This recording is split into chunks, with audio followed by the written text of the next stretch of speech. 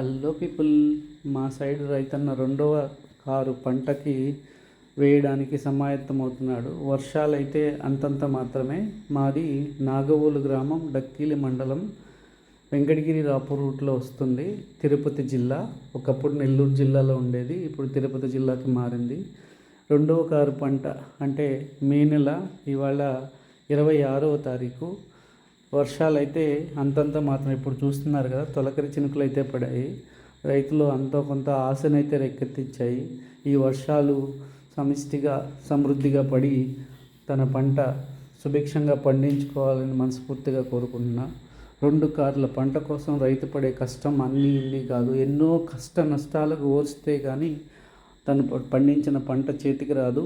పండించిన పంట చేతికి వచ్చినా కూడా సరైన మద్దతు ధర రైతుకు వస్తుందో లేదో కూడా తెలీదు.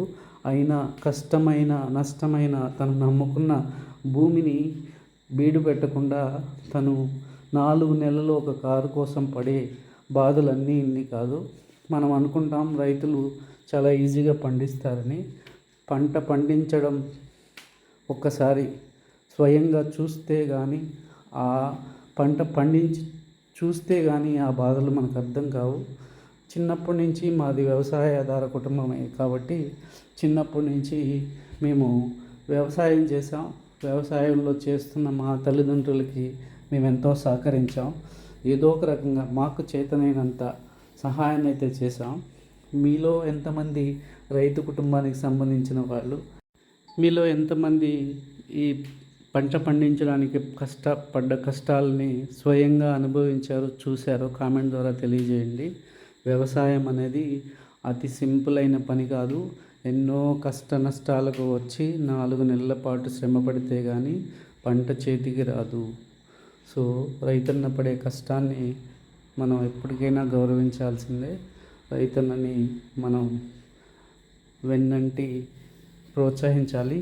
రైతే రారాజు అంటారు. రైతు లేనిదే ఈరోజు మనకు ప్లేట్లోకి కూడైతే రాదు.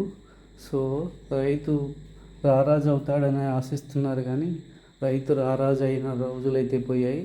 ఇప్పుడున్న యాంత్రికమైన ప్రపంచంలో రైతు పడే కష్టాలు నష్టాలు అన్నీ ఇన్ని కాదు. మీలో ఎంతమంది ఇలాంటి కష్టాలు పడ్డారో కామెంట్ ద్వారా తెలియజేయండి. మీరు ఎక్కడి నుంచి, మీరు వ్యవసాయ కుటుంబానికి సంబంధించిన వాళ్ళైనా కాదా కామెంట్ చేయండి. నాకు తెలుసుకోవాలని ఉంది. Thanks for watching. మీకు ఈ వీడియో నచ్చితే ప్లీజ్ సబ్స్క్రైబ్ మై ఛానల్.